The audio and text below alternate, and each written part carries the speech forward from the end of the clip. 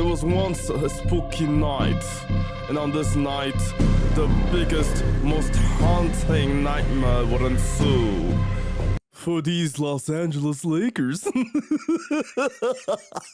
Nuggets Lakers should be fun this evening. Rui is back in the starting lineup.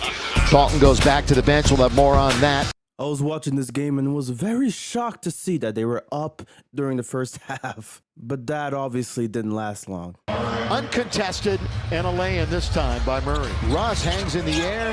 It finds Nikola Jokic. Who's Nikola Jokic? Now to the right-hand side. Denver's got it. Goes all the way. Can't score. Oh, the follow dunk. And They had Russell Westbrook out there pulling up and making these mid-range shots again. Like he's in 2012. You got lineups with Westbrook and DeAndre Jordan torching the Lakers to end this game. All in all, the Lakers are still haunted by these Nuggets, who they haven't beaten a regular season game since Russell Westbrook was on the Lakers December of 2022. And we know they've also struggled to beat them in the playoffs, only winning one of the last 9 matchups in the playoffs. Yeah. JJ mentioned, I think he used the phrase spirit to compete was just not there, he thought, in the third quarter. Did you feel that on the court? Did you feel that kind of evaporate from you guys as they sort of just kind of took off? It was just a frustration part. I mean, we were giving up so many backdoors. And bro, wasn't this guy in the MVP conversations, AD? I mean, I've been seeing this guy's numbers. He's been putting up numbers this season. Right, in the more recent race of the MVP ladder, apparently Jokic is still number 1. I mean, that makes sense. Jason Tatum, Anthony Davis is number 3. He's been putting up 31 points, 11 rebounds, almost 2 blocks a game, and yet, he barely registered 20 points in the game against Nikola Jokic. Are we serious? JJ, what do you think happened in the third quarter? Schematically, certainly we'll have to review some stuff. Clearly the spirit to compete just wasn't there. Watching a JJ Redick press conference after they lose a game is some of the funniest shit, bro. This guy he just can't hold it in, bro. He's pissed. Schematically, Guy just waits a couple of seconds until he responds with schematically. I want to say what I want to say, but I can't say it. Certainly the spirit to compete wasn't there. I mean, and as for Antonio here, he's just frustrated because he just still can't beat this dude Jokic. And certainly Mike Malone is going to tell you, who's the Lakers' daddy? Who's the Lakers? We don't care. We don't care about that. Taking a peek here at Anthony Davis' stats over the last couple of games, 31, 22, 21, 40 points, 31, 26, 39, and then 14 points. This guy, I think the first time he scored under 20 points since he didn't play against the Grizzlies in November. I mean, what the hell is going on with AD? He sees Jokic and he just freezes. Oh, and don't think I didn't forget about LeBron James, right? Obviously, he's supposed to be one of their best players too. Let's see what he did today. All right, he's got 18 points, right? Okay, 6 turnovers.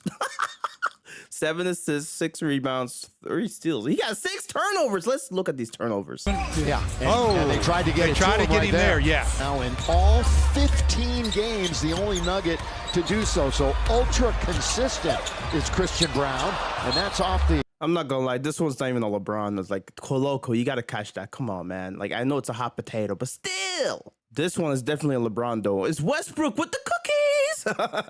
LeBron here getting crowded, and then Jokic with the steal right there. I'll be honest, like half these turnovers aren't even on LeBron James. It's just misfortune, obviously, but it's still funny that he has 6 turnovers in the game. Like that last turnover being a travel is just unfortunate. He literally just got the ball and he was running with it. He forgot to dribble it, and then obviously they called the travel. But yeah, Jokic dominates Lakers so much that they've tried to find a new name for what this Jokic masterclass has been, right? I just looked at the stats just to remind myself, this guy came back after obviously giving birth, right? Not him, but his wife, obviously, giving birth to another child. Congratulations, Nikola. But he dropped 33 points, 17 rebounds, and 10 assists after coming back with 2 weeks off. And he just casually dominates this team. It's beautiful. And shout out to this artist here on Twitter. This guy makes some of the best artists when it comes to Lakers content. This is beautiful, man, right? Nico LA. It's beautiful. I love it. As a Raptors fan, it makes me so happy to see LeBron on the other end of what he did to us years ago. Now, unfortunately, somebody else already made a video about this, so I can't really do much here. But I will say, LeBronto, karma, bitch. It's karma. But I do want to highlight how spectacular Jokic has been this season. I wanted to make this its own video, but then I realized I just could not pass on the chance of making fun of the Lakers at the same time. It is right there. The opportunity was right there. This guy has leveled up his scoring, averaging more points per game than even Kobe Bryant during his MVP season. He's averaging more assists per game than MVP Westbrook when he averaged a 30-point triple-double. And boy, has he been putting up the boards too. More rebounds than MVP Hakeem, MVP Tim Duncan. Like, are we serious? All in the same season, Jokic might join this illustrious group of people to have more than 3 MVPs, having 4 at least, tying with LeBron Raymond James Sr. Not only that, but I think the Nuggets are like a 30 plus 30 with Nikola on the court in terms of points per 100 possessions. I'm going to do the math real quick in my head. That's a plus 33.7. I think. I don't even know anymore. This guy is just insane. He's insane. Like, man, this guy is so good, man. Oh my. Like, voter fatigue is something that I thought would obviously affect his chances of winning another one. But he's putting up numbers to where he's ranked top 5 in points per game, rebounds per game, and assists per game. And he's first in rebounds and assists per game. He'd be the only player. Okay, get this. The only player to win rebound plus assist titles in the same season since Wilt Chamberlain in 1968. What are we doing? This dude, Nikola Wilt, might legit, oh man, he might legit put on a scoring, playmaking, and rebounding run that is just unparalleled. Like, we might never see this again, okay? And we said this probably with Wilt in the past, but I'm pretty sure we'll never see this level of dominance on the court. Offensively, bar none. I don't think anybody comes close to this. Oh boy. And I know there's going to be a snarky comment about how the Knicks killed the Denver Nuggets. Jokic got outplayed by cats. Brother, please come back to this video when Jokic puts up another 40-point triple-double or something. Like, bro, one off game on all of a sudden he's the worst player in the world. Like, what are we doing, bro? Like, this guy is still the best player in the world, man. Also, OG Anunoby, man. Now you decide to become baby Kawhi? Now you decide to score 40 points?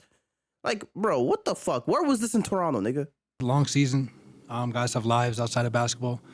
You know, we just beat LA in LA.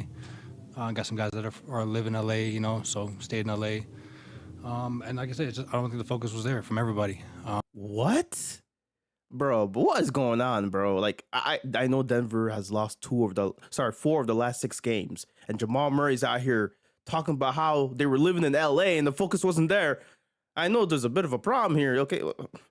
But this just goes to show you how great Jokic has had to be for this team to be a couple games above 500. Like, this is ridiculous, honestly. I hate to be doing this to a fellow Canadian, but what the fuck, man? You're being paid how much money to basically shit the bed almost every game that you've played now? Jamal, come on, man. Like, what are you doing, bro? Come on. What's funny is that Knicks game was like one of his better games over the last week. But still, like, come on, bro. We need more than 20 points. Like, come on, bro.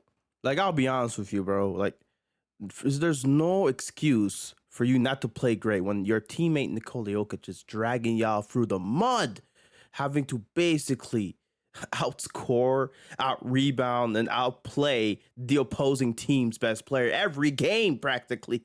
It's just, quite frankly, sad that Jamal Murray is just out here, you know, not really producing to the level that we know he can produce to. Right? Did those injuries affect his lateral movements? Is he not the same player because of those injuries? Maybe. As a fellow Canadian, seeing him in those Olympics was very sad. It was dreadful. And honestly, Jokic, with his numbers and his efficiency, that's another thing.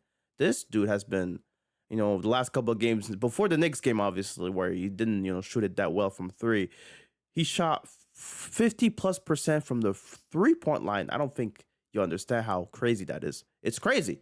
And I know a lot of his threes are open, but there's a reason for that. It's because he doesn't shoot that many threes. And like the best thing you do is, let him shoot those because, he doesn't make them at 50% rate. Okay. That's the thing. And I just think this Denver team, they're always going to be in the conversation because Jokic, he's so great. He's so damn good. And it's fun watching Lakers post game where they basically crash and burn about how the Nuggets dominate them every day of their lives. But something definitely has to give when it comes to this team. Something needs to improve. They've been losing games more recently. That Lakers win is just, it's just one of those bucket on the list. It's just one of those, bucket list things that they keep checking. Like, it's just crazy. Basically, moral of the story, get Jokic some help. I actually cannot believe I have to say that. But yeah, get him some help. Like, what the hell?